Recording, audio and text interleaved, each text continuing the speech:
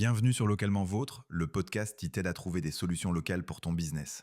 Allez, on démarre. Bonjour Emeline, Bonjour Julien, ravi de te voir ici. Du coup, tu pourrais merci nous pour raconter ton l'invitation. parcours et pourquoi tu fais ton métier actuellement, qui est consultante en réseaux sociaux et son jargon, bien sûr. À Pas de toi. souci. Alors du coup effectivement moi je suis Emeline, je suis consultante en communication. Je suis pas spécialement spécialisée sur les réseaux sociaux. Moi ce qui me botte surtout en fait c'est la stratégie de communication et vraiment voir ça comme un tout, comme un ensemble.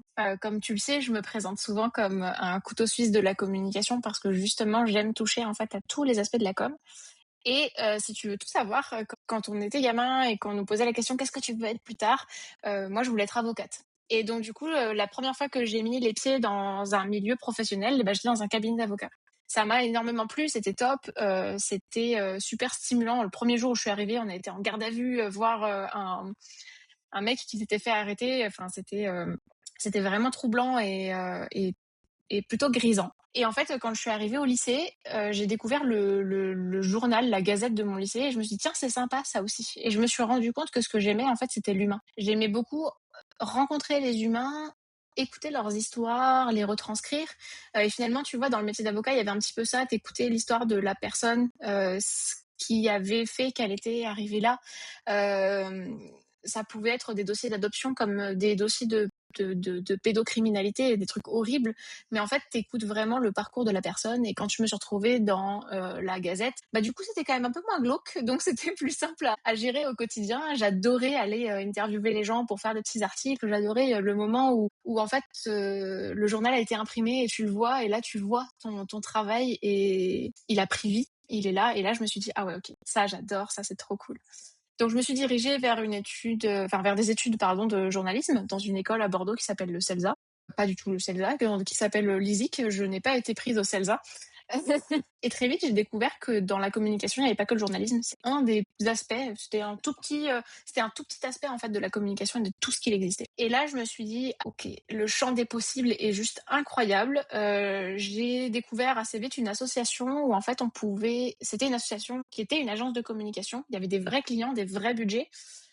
Et nous, en tant qu'étudiants, en fait, on pouvait y travailler. Donc, je suis rentrée là-dedans en tant que chef de projet. Le tout premier client qu'on m'a assigné, c'était une galerie commerçante dans la couronne bordelaise. Et il fallait faire un audit client mystère. Donc, c'était un peu étrange parce que je voyais pas vraiment le lien avec la communication, mais c'était une mission qu'on avait énormément. Et en fait, je me suis retrouvée à livrer un audit client mystère qui était relativement négatif, à devoir gérer des équipes et gérer des étudiants, et j'étais pas forcément prête à ça. Et en fait j'ai été convoquée entre guillemets par le directeur, donc qui nous avait commandé la mission et qui m'a fait une espèce de leçon de vie qui était géniale, quelqu'un de très bienveillant, très constructif, qui nous avait dit ouais mais regarde là, tu vois, tu m'as pointé que ce qui va pas, tu m'as jamais dit ce qui va.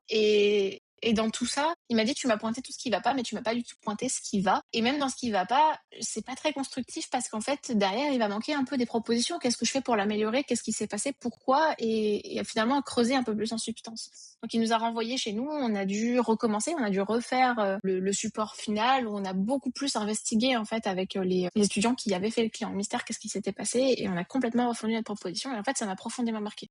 Et tu vois, aujourd'hui cet aspect client mystère, je l'ai gardé dans mes missions. C'est-à-dire que parfois, j'ai des clients qui vont venir me voir et moi, je vais me comporter, pour ceux qui regardaient les mêmes dessins animés que moi quand j'étais petite, je vais me comporter comme le diable de Tasmanie, tu vois, sur ton site ou sur tes réseaux sociaux, et je vais aller tout retourner. Je vais aller toucher à tout ce qu'on peut toucher, vraiment, tu sais, comme un enfant qui découvre le monde. Je vais te dire, bah tiens, ça marche pas.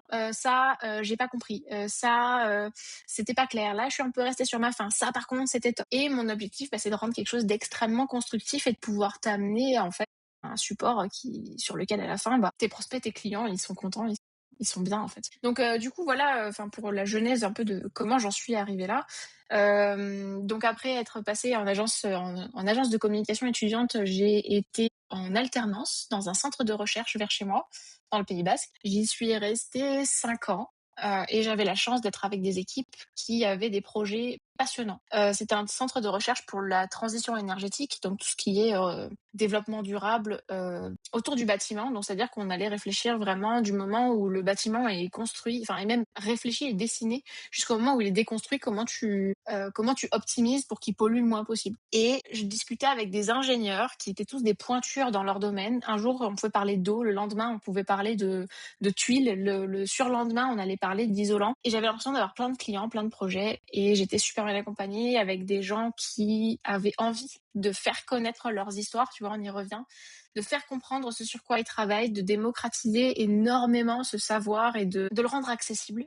Et j'avais une manager à l'époque qui m'a dit, bah écoute, si les propositions que tu as, si les axes que tu as envie de développer, ça rentre dans notre budget, bah go, on le fait. Donc je me suis éclatée, j'ai fait plein de choses, et puis bon, bah, au bout d'un moment, j'avais fait, je pense, j'avais mis en place tout ce que j'avais eu envie de mettre en place, donc je suis partie dans une start-up, plus du tout la même ambiance, j'étais toute seule à piloter toute la communication. Je suis arrivée sur un moment où ils étaient en train de refondre l'intégralité de leur image de marque, donc j'ai eu la chance de travailler main dans la main avec une grosse agence de communication parisienne où j'ai appris encore d'autres choses, d'autres codes. Vraiment le pourquoi tu fais tel ou tel choix quand tu construis ta marque, et c'était passionnant. Maintenant, la vie d'une start-up, c'est pas toujours aisé. Malheureusement, la start-up dans laquelle j'étais là est partie en liquidation, donc tu vois, elle a pas vécu entre guillemets, et encore qu'elle avait déjà 20 ans, donc est-ce que c'est encore une start-up à ce moment-là? On pourrait en débattre. Donc j'ai décidé de me mettre à mon compte, parce qu'en fait, quand il y a eu des problématiques, je me suis dit, moi, ce qui me manque là aujourd'hui, c'est que j'ai pas les rênes. Je suis pas en contrôle, c'est pas dépendant de ma volonté en fait, ce qui se passe ou ce qui se passe pas, et j'avais vraiment envie de pouvoir me dire, bah s'il y a un mois où je fais pas assez de chiffre d'affaires, ben la ressource sur laquelle je vais m'appuyer, c'est moi. Il y avait ça, et il y avait le fait que, comme je te disais, moi j'aime avoir plein d'histoires, plein de choses, plein de sujets sur lesquels travailler, donc je me suis mise à mon compte en me disant, si j'ai plein de clients, ben, je serais tout le temps stimulée avec des missions différentes et tout ça. Donc quand je me suis lancée en consultance en communication, mon premier client avec qui je travaille toujours, c'est une marque de casque de ski haut de gamme. Et c'est là aussi où j'ai compris mon rôle, moi, en tant que consultante en communication. Il est venu me voir. Il m'a dit, Emeline, je veux quelqu'un qui gère mon Instagram. Sur un moment, je me suis dit, oui, pourquoi pas? Mais pourquoi? Il m'a dit, je suis pas assez visible. Pareil, je lui ai répondu, ouais, mais pourquoi tu veux être visible? Qu'est-ce que tu veux, en fait? Quel est ton objectif? Et à force de le questionner comme ça et de le cuisiner, il me dit, non, mais je suis pas assez visible parce que je fais pas assez de vente, pardon, sur mon site web e-commerce. Et là, je lui dis, ok, donc en fait, ton vrai pain point, ton vrai problème, il est là. Il est sur le fait que tu fais pas assez de ventes sur ton site e-commerce. Et à ce moment-là, je me suis dit, moi, mon rôle, il est là. Il est pour faire comprendre aux marques et aux entreprises, aux entrepreneurs, de quoi ils ont besoin réellement pour pouvoir atteindre leurs objectifs, et pour qu'on puisse après mettre en place une stratégie qui finalement leur correspond à eux. Donc mon rôle de couteau suisse, si tu veux, il vient de tout ce parcours, il vient de ces expériences où j'ai touché à tout, où j'ai organisé des événements et des conférences où on a accueilli 250 personnes, où j'ai juste aussi rédigé des articles de blog, mais des articles de journal, où je me suis retrouvée à dessiner des logos, parce que nous aussi on a eu un podcast passé un temps dans une des boîtes dans lesquelles j'étais, donc c'est moi qui ai fait le logo du podcast. Voilà, j'ai touché à plein de choses, des réseaux sociaux, de la pub, de l'affichage en ville, du print, et je me suis dit, mais tout ça, ça me plaît, et j'ai pas envie de choisir, j'ai envie d'avoir cet aspect couteau suisse où je peux aller discuter avec une entreprise, avec un entrepreneur, comprendre ce dont il a besoin, et moi lui proposer en face les outils qui vont vraiment l'aider à atteindre son objectif. Ouais, je comprends, oui, pourquoi tu dis couteau suisse. Bon, c'est vrai que je charrie beaucoup avec ça. Peut-être beaucoup trop, je sais pas. Non, ça va, c'est une bonne guerre. Non, c'est pas une bonne guerre, c'est juste, une boutade. Un de tes prospects, il arrive vers toi, en général, il sait pas où commencer, ou il est en mode, «Écoute, j'ai essayé quelque chose, mais ça marche pas», et voilà. Ça dépend vraiment des profils face auxquels je tombe. Non, alors j'ai des gens qui arrivent et qui ont un projet très très précis. Par exemple, j'ai travaillé avec une galerie commerçante dans Paris. Il me mandate 1 ou 2 fois par an pour faire des affiches pour des expos photos. Là, la mission, elle est claire, elle est cadrée, parce que on a le photographe qui vient. Voilà les photos. Moi, je les ai en avance, donc je connais toute l'expo photo avant qu'elle soit diffusée. Et je dois créer une affiche. Bon, voilà, c'est clair, c'est simple. Après, j'ai des clients qui arrivent et qui pensent savoir de quoi ils ont besoin. Typiquement, le client dont je te parlais, qui m'a dit, bah, moi, je veux quelqu'un qui gère mon Instagram, je veux une community manager. Et au final, alors oui, je fais un petit peu de community management, parce que c'est important qu'il ait une vitrine cohérente et intéressante sur Instagram, sur Facebook. Mais c'est minime par rapport à ce que j'ai mis en place pour lui. C'est pas vraiment, c'est pas le cœur de ma mission. Et après, j'ai des clients qui justement sont plus en mode, bah, je sais pas par où commencer. J'ai un client qui est venu me voir, un gros industriel vers La Rochelle, qui on avait passer mes coordonnées et il lui a dit, qui m'a appelé en me disant: «Il y a quelque chose qui va pas dans ma communication, mais j'arrive pas à mettre le doigt dessus, ça me plaît pas. J'aime pas mon site, j'aime pas mes supports, j'aime pas et je comprends pas pourquoi». C'était pas une question de graphisme parce que bon, globalement, les goûts et les couleurs, on peut toujours en discuter, mais c'était pas une question de graphisme, c'était vraiment j'ai pas le feeling sur ma com et je comprends pas pourquoi. J'ai essayé de faire du Google Ads, ça marche pas plus que ça, je suis pas bien sûre. Donc j'ai vraiment de tout en fait dans les gens qui viennent me voir. OK, je vois que tu as déjà 10 ans d'expérience. J'ai vu que tu as travaillé avec des collectivités, des associations, des startups. Est-ce qu'il y a un profil de client que tu aimes mieux ou pas? Pas vraiment, parce qu'en fait, chaque client, du coup, a eu des échelles différentes. Alors, tu vois, les associations, j'ai pas mal travaillé avec quand j'étais étudiante ou quand je me suis mise à mon compte, au tout début, quand j'étais étudiante sur des formats stages pour pouvoir les accompagner et moi me former. Donc, c'était assez chouette. Association, j'ai aussi l'association dans laquelle j'étais en à la fac, dont je te parlais un peu plus tôt. C'était une asso. Start-up, je viens d'en parler. En fait, c'est vraiment des profils différents, avec des besoins hyper différents et des envies, des budgets, des deadlines qui sont variables. Moi, j'aime bien jongler avec un petit peu de tout. Ça me stimule vachement au quotidien. J'ai pas vraiment de préférence. Moi, mon client préféré, c'est celui qui me dit: «Bah, écoute, je te fais confiance et viens, on regarde ce qu'on peut faire ensemble» et qui, me laisse un petit peu de mou. Et c'est aussi celui qui est réactif parce que j'ai des projets qui traînent énormément dans la longueur. Ça, c'est quelque chose que j'ai plus remarqué dans les associations. Dans les associations, ça a tendance à prendre énormément d'inertie et du coup de retard. Une question que je viens de penser. Tes clients en général, tu fais des missions à moyen terme ou c'est plutôt des one shot que tu as ou c'est quoi en général? J'ai 2 missions qui vraiment m'occupent sur du long terme. C'est des contrats où en fait j'ai signé, des jours par mois. Il y en a un qui dure depuis 2 ans et demi, il y en a un qui a commencé il y a 2 mois et on a déjà signé un contrat d'1 an. Il y en a un qui a commencé ce mois-ci, on a signé un contrat de 2 ans. Donc à qui je vends du temps. C'est assez dense et finalement il y a toute une stratégie qu'on exploite sur la durée. Au-delà de ces 3 cas-là, le reste c'est vraiment du ponctuel. C'est de la mission, j'ai besoin de faire ça et moi je propose, tu vois typiquement, là j'ai travaillé avec une école il y a pas très, très longtemps qui m'a dit: «On ne trouve pas sur Google». Donc on a commencé par retravailler leur site internet qui était sur Wix. D'ailleurs, si, il y a des gens qui nous écoutent, par pitié arrêtez de faire vos sites sur Wix. Mais donc c'était un site sur Wix, on a retravaillé, le référencement.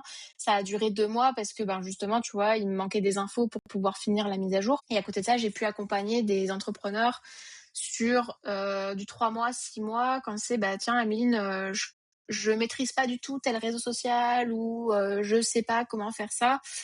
Et en fait, je mets en place une stratégie avec un coaching, hebdomadaire où j'explique, comment tu construis ta stratégie de communication et après comment tu la mets en œuvre. Donc quand on commence, le degré d'autonomie du client, il est de 10 et au bout de 3 mois ou 6 mois, selon la formule qu'on a prise, il est de 100. C'est-à-dire que, je passe vraiment la compétence. Mais pareil, en fait, il y a un timing qui est déjà prédélimité. Oui, tu m'as fait passer une autre question. Et tes clients, tu les trouves, sur des plateformes ou tu fais un prospection, normalement? Aujourd'hui, comme tu sais, je réseaute beaucoup, je fais beaucoup de réseautage, et c et je faisais ça déjà même avant, en fait, de connaître les groupes de réseautage, les groupes d'entrepreneurs. Quand je me suis mise à mon compte, le premier réflexe que j'ai eu, ça a été d'appeler tous les gens avec qui j'ai travaillé, que ce soit des anciens managers, des anciens, chefs d'équipe, des prestataires et de leur dire: «Bah, tiens, voilà, je me mets à mon compte, viens, on va prendre un café». C'était pas du tout de la prospection, c'était vraiment: «Bah, viens, on va déjeuner, on va prendre un café, on va se faire une visio Zoom, ou n'importe quel autre logiciel, pour papoter». Et du coup, on se racontait nos vies et je disais: «Je me mets à mon compte, si jamais tu as des besoins en communication, en marketing, tu pas, tu me passes un coup de fil». Et puis il y a quelques personnes pour qui tout de suite ça a fait clic et qui m'ont dit: «Bah, tiens, attends, j'ai besoin de ça, est-ce que tu sais faire?» ou «J'ai un client qui a besoin de ça» ou «Bon, je te garde à l'esprit». Et en fait, franchement, quand je suis passée en auto-entrepreneur, 95 de mon CA, il est arrivé dans un premier temps par, ce réseautage-là, par, moi, mon cercle proche, que je connaissais et qui du coup m'a recommandé. Et après j'ai rejoint des groupes d'entrepreneurs, plus «structurés» entre guillemets, où j'ai rencontré d'autres personnes qui m'ont amené d'autres missions directement ou indirectement. Tu cherches des clients? Bonne nouvelle, eux aussi te cherchent. Rejoins dès maintenant Top Position Locale, la communauté des indépendants qui passent à l'action sur leur visibilité. Tu y trouveras des vidéos d'experts sur Google Ads, Facebook Ads, Google My Business et plus de 10 autres experts qui arrivent très bientôt. Des lives thématiques pour poser tes questions en direct. et un vrai réseau de pros pour échanger, se recommander et avancer ensemble. Tout ça pour seulement 15 € par mois. Mais attention, l'offre est limitée aux 50 premiers membres fondateurs. Après ça, le tarif augmente. Tes clients te cherchent. Sois là. toppositionlocale.fr. Du coup, j'ai la petite question que tu as dû voir un peu rigolote, ou pas. En fait, c'était, par rapport, au fait que tu appelles, le couteau suisse de la communication. Est-ce que tu as pas eu des clients un peu chiants qui te disent: «Oui, bah, tiens», et qui te disent, «Est-ce que tu peux faire ça?» alors que c'est carrément hors sujet, mais quand ils te disent que tu as un couteau suisse, ils se disent: «Ben, tu peux le faire». Ouais, j'ai connu ça, non. Je parle en connaissance de cause. Ouais, j'imagine. Globalement, ça va. Par contre, si tu veux, forcément, dans des profils couteau suisse, tu as quelque chose d'assez caméléon et tu peux facilement gérer pas mal de choses, même qui sont en dehors de ton scope. Moi, c'est vrai que j'ai eu un client e-commerce à un moment donné.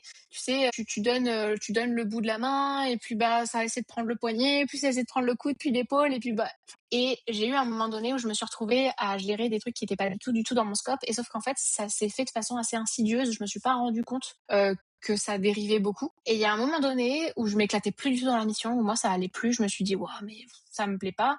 Les chiffres évoluent pas comme je voudrais parce qu'en plus, quand tu travailles sur des sujets, notamment e-commerce, il y a quelque chose de très satisfaisant parce que tu vois les chiffres, tu vois les commandes tomber, tu vois le chiffre d'affaires, tu vois le retour sur investissement par rapport au montant investi en pub. Je voyais, et à un moment donné, en fait, je me suis posée, je me suis dit, mais attends, mais je fais quoi en fait pour ce client exactement? Et je me suis rendu compte que je passais plus de temps à échanger avec les logisticiens ou avec la comptable qu'à faire vraiment mes missions de communication et de marketing. Et là, moi, j'ai appelé mon client, je lui dis, bah écoute, ça, moi, c'est non. Mais tu sais, j'ai dit oui une fois en fait pour dépanner parce que oui, mes machines étaient en vacances, du coup, est-ce que tu peux m'aider? Et en fait, ça a plus dérapé comme ça. Donc maintenant, j'ai plus tendance à cadrer. Mais sinon, non, au-delà de ça, j'ai la chance de me retrouver, d'avoir des clients qui sont plutôt cool et qui comprennent mon scope de mission et avec qui j'arrive facilement à cadrer, à dire bah ça je fais, ça je fais pas, ça c'est la mission, bah plutôt à prendre avec un directeur commercial parce que il y a si tu veux comme la limite entre la communication, le marketing et le commercial, c'est assez fin et c'est un peu poreux. On peut avoir tendance à me passer des choses qui sont pas pour moi, là où je devrais en fait pouvoir collaborer avec d'autres équipes. Mais sinon non, ça va. J'ai pas de client qui m'a demandé de lui faire un café. Ça, je m'en suis bien tirée. Ouais, c'est ça, c'est progressivement, quoi, c'est malin. Mmh. Et la question que j'ai voulu te poser tout à l'heure, est-ce que tu as une mission rêvée ou une mission que tu as préférée ou, dans toutes les missions que tu as faites? Je me rends compte que moi, ce qui me plaît vraiment, c'est de concevoir des stratégies, en fait, et comme je te disais tout à l'heure, en fait, de comprendre vraiment l'objectif de la personne, le besoin, là où elle veut aller, et après de proposer toutes les pistes qui vont aller autour. T'as interviewé il y a quelque temps Lucie et Vincent de Sweet Dreams Lab. Ils sont venus avec une problématique en me disant, bah tiens, on aimerait faire ça. Du coup, je vous en dis pas trop parce que on va mettre en place une stratégie qui va être super canon, mais ils m'ont dit, bah voilà, on aimerait mettre en place une nouveauté. Qu'est-ce que tu nous conseillerais justement pour qu'on puisse le gérer intelligemment, pour qu'on soit plus visible? Et ça, en fait, ce truc-là, moi j'ai le cerveau en ébullition et je passe un super moment parce qu'en fait, j'ai plein d'idées. Et là, je pense que à ce moment-là, je suis vraiment dans ma zone de génie où je m'éclate. Et après, l'exécution, parce que pareil, il y a quelque chose de très satisfaisant quand tu vois ça prendre vie. Quand tu commences à voir les résultats, quand tu vois, parce on a toujours quelques chiffres qu'on surveille, quand tu vois que les chiffres que tu surveilles, ceux que tu veux voir augmenter, ils augmentent et tu te dis ah ouais, yes, ça, tu te dis là j'ai réussi, j'ai atteint un truc. Après c'est vrai que tu vois typiquement quand on me commande des affiches pour des expos photos, c'est reposant aussi, c'est bien une fois de temps en temps. Ouais, bah, ça, c'est marrant parce que c'est marrant que tu parles d'eux parce que justement, dans l'interview, à la fin, j'avais posé la question d'un défi et justement, le défi, c'était de faire les réseaux sociaux et j'ai dit: «Bah, tu devrais te contacter justement» et à la fin, eux, ils m'ont dit: «Tu devrais faire une interview à Demeline». Bah, voilà, c'est fait. C'est le côté La rigolo là boucle de est l'interview. bouclée. La boucle est Merci Julien. bouclée, ils ont fait leur défi en plus, ça c'est bien, ils t'ont contacté, c'est bien. Est-ce qu'il t'est déjà arrivé de refuser une mission et si oui, pourquoi? Est-ce que ça m'est déjà arrivé de refuser une mission? Je pense pas. Non, non, j'ai jamais refusé de mission, j'ai jamais refusé de client. A posteriori, peut-être que certaines, j'aurais dû, parce qu'il y a quelque chose de... Tu sais, il y a toujours un feeling quand tu rencontres une personne. Et je te disais au début de l'interview que moi, j'aime beaucoup l'humain. Et la communication, c'est un métier qui est profondément humain parce que tu fais passer tes valeurs aussi dans ce que tu communiques. La première impression, en général, elle est quand même révélatrice et moi, il y a eu 1 ou 2 projets où finalement, tu vois, ça s'est pas très, très bien passé, mais parce qu'en fait, humainement, ça cliquait pas et du coup, tu construis pas la même relation de confiance, surtout quand, bah, finalement, la communication, il y a quand même un aspect un peu pudique, là-dedans parce que, bah, je te dis, c'est tes valeurs, c'est toi, c'est ta marque, c'est ton bébé. Tu n'arrives pas à construire le lien de confiance avec le professionnel qui t'accompagne. Je trouve que c'est compliqué d'avoir des bons résultats. Je vois ce que tu veux dire, ouais, j'ai eu un client un peu, spécial, on va dire, pour pas dire d'autre chose. On en a tous Et eu. après bizarrement, quand j'ai vu le pattern une seconde fois, je lui ai dit: Non, désolé, ça m'intéresse pas». Je comprends. Et la plus grosse erreur, selon toi, sur les réseaux sociaux, dans la communication des réseaux sociaux, c'est quoi? De pas savoir pour moi, la plus grosse erreur qu'on puisse faire sur les réseaux, c'est de pas savoir à qui on parle. Parce que, il y a pas mal de gens qui se disent, «Bah, ouais, mais» je prends un exemple tout bête, hein. «Ouais, mais moi, je suis coiffeuse, donc je vais juste publier, de la coiffure». Enfin, ouais, mais en fait, tu parles à qui? Est-ce que tu parles, aux hommes et aux femmes? Est-ce que tu parles qu'aux femmes? Est-ce que tu veux, parler aux futurs mariés parce que tu veux te spécialiser là-dedans? Est-ce que ton expertise, c'est la couleur? Et elles disent juste: «Non, mais moi, je vais publier comme ça» et tu te retrouves là, j'ai pris l'exemple d'une coiffeuse, donc tu te retrouves vite, ben, à parler à tout le monde et à personne parce que tu vas avoir des gens qui finalement vont te dire: «Ah ouais, OK, c'est joli, ça me plaît et pourquoi pas, je peux prendre rendez-vous». Mais quand tu cibles et que tu sais exactement à qui tu veux parler, tu vas vraiment beaucoup plus vite, beaucoup plus loin. J'avais aussi eu le sujet avec une experte que j'avais accompagnée sur LinkedIn, une stratégie de communication sur LinkedIn, et elle me disait bah ouais, mais mes posts ils sont likés que par des experts de mon milieu. Et quand on a regardé, je dis ouais, mais en fait la façon dont tu écris, la façon dont tu parles, bah tu leur parles à eux parce que la matière que tu donnes, elle est pas du tout compréhensible pour tes clients. Ils comprennent pas leurs besoins et leurs problématiques et leurs objectifs, ils se reconnaissent pas là-dedans. Par contre, tes collègues, tes pairs finalement, eux ils s'y retrouvent et donc du coup eux ça leur parle et ils vont avoir envie ils vont vouloir venir débattre. Donc très bien, très intéressant, mais qu'est-ce que tu veux comme posture? Et pour moi ça c'est la plus grosse erreur, c'est de pas avoir euh, clairement en tête ton avatar et à qui tu parles. J'ai fait l'erreur aussi, hein, moi sur mes réseaux au début, la façon dont je m'exprimais, je pense que je parlais beaucoup plus aux gens avec qui j'ai fait mes études qu'aux gens qui potentiellement pourraient devenir mes clients. OK, ouais, je vois. Bah, c'est quand même, ne pas être régulier ou Ça dépend en fait. Moi, c'est vrai que sur les réseaux sociaux, la régularité, elle est importante parce que tu nourris l'algorithme et les algorithmes sont très très compliqués à craquer entre guillemets pour tomber dans leur bonne grâce. Un algorithme, c'est à la fois très puissant, très intelligent, mais aussi très très stupide. Ils peuvent avoir, et en fait, quand on conseille de la régularité, je vais t'expliquer pourquoi, hein, c'est que de la régularité et de la bonne construction de post en respectant les bons. Tu vois, si tu publies sur Instagram, bah, normalement, tu publies pas de la même façon que ce que tu publies pour Facebook ou pour LinkedIn ou pour TikTok ou pour peu importe. Parce qu'en fait, les algorithmes sont construits d'une certaine façon et la façon dont ton post est tourné, l'algorithme analyse de quoi tu parles, à qui tu t'adresses et justement va pouvoir te proposer aux bonnes personnes. Donc, quand on conseille de la régularité, c'est plus pour ça. C'est de façon à pouvoir vraiment créer quelque chose de solide, une fondation qui est bien. Et après, il y a des réseaux, par exemple, comme Pinterest, où la régularité, la constance, en fait, est très, très importante. C'est-à-dire que sur Pinterest, tu publies qu'une fois par semaine, c'est pas grave. Par contre, tu publies une fois par semaine, 52 fois par an. Et c'est non négociable. Si tu publies 3 fois par jour, il n'y a pas de problème, mais tu publies 3 fois par jour, 365 jours par an. Du coup, là, par exemple, sur cette plateforme-là, la régularité, elle est hyper importante. Les plateformes Meta, donc Facebook et Instagram, c'est plus le temps euh, de faire comprendre aux algorithmes qui tu es, ce que tu proposes et à qui tu t'adresses. Donc c'est pour ça aussi que c'est important dans les stratégies d'avoir un peu de qui je suis, c'est-à-dire la personne qui est derrière la marque, si tu veux faire si tu veux être un peu ambassadeur finalement de ta marque et te montrer. C'est hyper important d'expliquer ce que tu proposes, mais aussi de parler de tes clients, des problématiques qu'ils rencontrent. Tu vois, je parlais tout à l'heure de la coiffeuse, tu vois, le contenu type que tu pourras avoir, 5 erreurs que font toutes les mariées quand elles font leurs essayages de coiffure. Et là, tu vois, tu commences à créer du contenu qui va alimenter le réseau et donc l'algorithme, et donc du coup tu vas pouvoir créer quelque chose de plus stable. La régularité, elle est importante pour ça. Savoir à qui tu parles, c'est important parce que si tu sais à qui tu parles, l'algorithme le comprend et va le retranscrire, et respecter les codes des réseaux sociaux qui parfois évoluent. Je sais que c'est du temps, mais c'est hyper important si tu veux avoir une stratégie qui est solide et pas te retrouver avec 3 likes dont ceux de ta famille. ouais, ça, c'est aussi important. Tu plus, suggérer des posts, images ou vidéos? Que c'est vrai que les Bah, 2. maintenant, on est vraiment à l'ère de la vidéo. Le moment où Déjà, quand TikTok est arrivé, il y a eu quelque chose où il y a eu un switch. Instagram, tout de suite, a repris ça avec les Reels. Et maintenant, si tu scrolles sur Instagram, tu scrolles sur tes Reels. Alors, ils commencent à intégrer des carousels et des publications statiques au milieu de ton scroll infini. Facebook reprend les Reels d'Instagram. LinkedIn, à un moment donné, a testé de s'instagramiser, entre guillemets, avec ce concept de Reels qui a pas marché, qui a pas tenu. C'est peut-être la plateforme qui est le plus restée sur le format statique, et encore que le format vidéo, il performe très très bien aussi. Donc ça dépend encore une fois de là où tu publies. Si tu publies sur TikTok, ne publie pas des images, ça sert à rien. Si tu publies sur LinkedIn, ça se discute. Ouais, je vois. Pour passer sur la question plus visibilité locale, est-ce que la fiche Google My Business a apporté déjà des clients ou pas du tout? Alors moi, je suis super mauvaise élève, hein, parce que Dieu sait que j'écoute tes conseils, que j'écoute ton podcast, que j'ai regardé tout ce qui est déjà dispo dans ta commu, mais euh, mais je suis une mauvaise élève. Je suis vraiment l'archétype du cordonnier mal chaussé. Donc je suis pas sûre d'avoir déjà eu des clients via ma fiche Google Business. Je l'ai alimenté passé un temps. Mais moi, c'est vrai qu'aujourd'hui, je te disais, hein, c'est principalement arrivé par bouche à oreille, les plus grosses missions que j'ai eues, et un peu par réseaux sociaux. Donc, tu es mauvais élève. Je vais me mettre un défi tout à Ouais. l'heure. Comme Lucie et Vincent, ils ont eu le défi de te contacter pour les réseaux sociaux. Le défi n'est pas encore prévu, mais bon, je vais y penser. Mhm.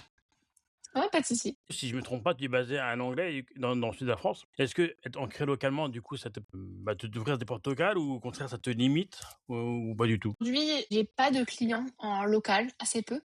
Ça me, ça me sert pas, mais ça me dessert pas non plus. Par contre, tu vois, tout à l'heure, on parlait de réseautage. Moi, c'est vrai que j'ai beaucoup de faits de réseautage en ligne. Là, récemment, je me suis déplacée sur un événement physique où je me suis dit, c'est quand même chouette de rencontrer des entrepreneurs et les opportunités sont pas les mêmes. Mais tu vois, tout à l'heure, je te parlais aussi du feeling et des missions qui sont mal passées, entre guillemets. Moi, la mission qui s'est le plus mal passée, je pense, dans ma carrière d'entrepreneur, c'était avec une nana qui habitait à 300 mètres de chez moi, et ça a été compliqué. Donc, tu vois, j'ai un métier qui se digitalise très très facilement. Je travaille avec des gens qui sont à Paris, à La Rochelle, en Bretagne. Je travaille aussi avec des gens qui sont à Malte ou qui sont expatriés à Bali. Ça se passe super bien, il n'y a pas de souci. Ouais, c'est bien, donc tu es international en fait. Ah. Est-ce que selon toi, les outils de visibilité locale sont vraiment indispensables pour une consultante comme toi en communication? J'ai envie de te dire, ça dépend. Moi, mon métier en tant que stratège, parce que j'ai plus envie de me voir comme ça, comme une stratège, tu vois, comme vraiment une pièce maîtresse, si je me fais un peu gonfler les chevilles sur tu vois, la stratégie de la boîte. Pas forcément. Il y a des clients qui sont très sensibles au fait de se rencontrer en physique, mmh, mais le fait d'être à distance, c'est pas vraiment un problème, parce que finalement, tu vois, mon client à La Rochelle, je suis à 4 heures en voiture, ça se fait. En plus, La Rochelle, c'est très, très sympa comme coin pour aller passer, des quelques journées de de vacances, donc il y a pas de souci non plus.